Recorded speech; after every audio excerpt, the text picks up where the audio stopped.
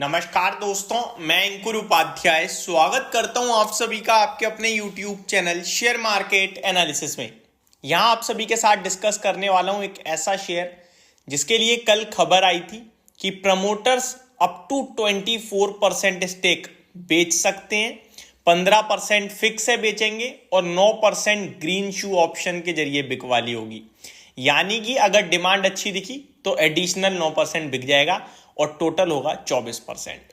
और ये पूरा का पूरा स्टेक प्रमोटर्स बेचेंगे। बेच क्यों रही है? क्योंकि कंपनी को अपने सर से डेट कम करना है, इसी के लिए ये बिकवाली हुई। टोटल डील अराउंड 4,000 करोड़ के समथिंग की थी, क्योंकि कंपनी का मार्केट कैप अराउंड 15,000 करोड़ के समथिंग था। यहां पे सेलिंग हो चुकी है। स्टॉक का नाम है वायरपूल इंडिया लिमिटेड। मैंने कल सबसे पहले ये अपडेट आपके साथ डिस्कस करी थी, शेयर करी थी। लोगों ने बहुत ज़्यादा प्यार दिया और रिस्पॉन्स दिया। थैंक यू भाई, आपके चैनल के माध्यम से हमारे तक सबसे पहले खबर पहुंचती है बहुत सिंपल और शॉर्ट तरीके से। मैं पूरी कोशिश यही करता हूं कि इतनी आसान तरीके से आप सभी के साथ जो अपडेट है वो शेयर करी जाए, ताकि आपको आराम से समझ में आ जाए। क्योंकि मैं स्क्रीन पे कुछ ना शेयर करता हूं ना लिखता हूं, बस आप लोग मेरी बात सुनते हो और आप समझ जाते हो, यही मेरे लिए काफ़ी है। अभी वायरपूल को लेकर लेकिन कुछ लोग समझ नहीं पाए स्टॉक कौन सा है, तो मैं एक बार स्पेलिंग बता दूं। WHIRLPOOL वायरपूल। इस स्टॉक की बात कर रहा हूं मैं, जिसने बीते 3-4 सालों से निवेशकों को पैसा बना के नहीं दिया है। अब आज डील हो चुकी है। डील होनी मॉर्निंग में जो डील होनी थी वो हो गई है, जिसके बाद शेयर में रिकवरी आई। अगर मैं आज इंट्राडे का चार्ट ओपन कर रहा हूं अपने सामने, तो मैं देख पा रहा हूं स्टॉक ओपन हुआ 1280 पे, और पहली टिक मेरे को जो दिख रही है 1289 की है। उसके बाद स्टॉक नीचे लो लगाता है 1206 अराउंड 80 के समथिंग ही, एंड देन रिकवर हो जाता है। और रिकवरी में स्टॉक ने दिन के दौरान हाई लगाया 1324 रुपीज का। बट एट द एंड आखिरी के आधे घंटे में शेयर में भारी बिकवाली आई, जहां स्टॉक ऑलमोस्ट डेज लो के करीब ही बंद हुआ। 1286 रुपए के करीब स्टॉक ने क्लोजिंग दी है, और टोटल वॉल्यूम्स जो ट्रेड हुए हैं वो 46.38 लाख शेयर्स ट्रेड हुए हैं। ये सारी कहानी वो थी जो आप सभी ने देख ली है। अब वो कहानी जो आप लोग जानना चाहते हो कि क्या इस गिरावट में खरीदना चाहिए, मेरे पास ऑलरेडी है, मैं क्या करूं। ये दो तरीके के सवाल हो सकते हैं। तो जो पहले व्यक्ति का सवाल है कि क्या इस गिरावट में लेना चाहिए, ये जो प्रमोटर्स ने बेचा है ये पॉजिटिव है या नेगेटिव है, एक बार इसको समझते हैं। वैसे तो कल ही मैंने सारी चीजें शेयर करी थी, बट अब हो चुकी है तो एक बार अपडेट है। देखिए, प्रमोटर्स बेचकर जा रहे हैं, ये अपने आप में नेगेटिव पॉइंट है। क्योंकि वायरपूल में ना एक सबसे पॉजिटिव चीज यही थी कि प्रमोटर्स के पास 75% स्टेक था, लेकिन अब वो घटकर आपका रह जाएगा 51%। 51% प्रमोटर्स पे रह गया, 49% बाहर बाजार में घूम रहा है। 49% जो मार्केट में घूम रहा है वो ऐसा है जो कभी भी बिकेगा, कभी भी खरीदा जाएगा।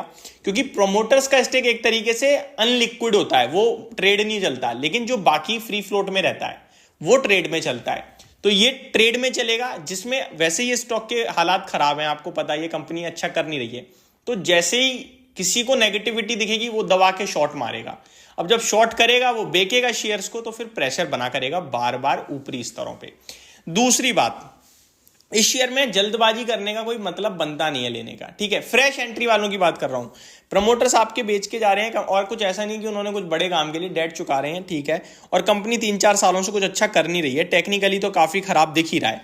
तो फ्रेश एंट्री के लिए हाँ, ये जरूर है आपका व्यू है 3-5 साल का। देखो, इसमें ना एक आध महीने में कुछ नहीं होने वाला, 6 महीने में भी कुछ नहीं होने वाला। 3-5 साल का व्यू है। वायरपूल जैसे एक बड़े नाम पे भरोसा करना चाहते हो तो आप जितने भी शेयर्स लेना चाहते हो उसका 30% लगा दो। फॉर एन एग्जाम्पल, मैं 100 शेयर लेना चाहता हूं। 100 शेयर मेरा भाव हो जाएगा भाई साहब 1,28,600 रुपए के, ठीक है।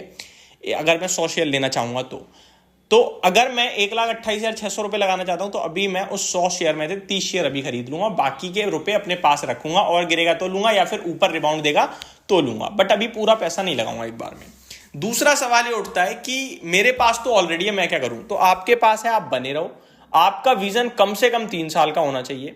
अदरवाइज इस शेयर में शॉर्ट टर्म में तो मैं कोई जजमेंट दे ही नहीं पाऊंगा। मैं क्या, कोई नहीं दे पाएगा इस समय आपको, और अगर दे रहा है तो फिर वो यार बिना बात के हवाबाजी है। तो मेरे को लगता है आप होल्ड करेंगे, उसी में बेटर है आपके लिए। बेचने का भी मतलब नहीं बनता, कंपनी अच्छी है, बस अपने आप को अपग्रेड नहीं करती है टाइम टू टाइम। तो ये इस समय जितनी भी चीज़ें दिख रही हैं मेरे को स्क्रीन पे वायरपूल लिमिटेड में, वो मैंने आपके साथ डिस्कस करी। वैल्यूएशन टर्म्स में 80 के पीई पे स्टॉक आज भी ट्रेड करता है। कंपनी का मुनाफा कम होता जा रहा है धीरे धीरे।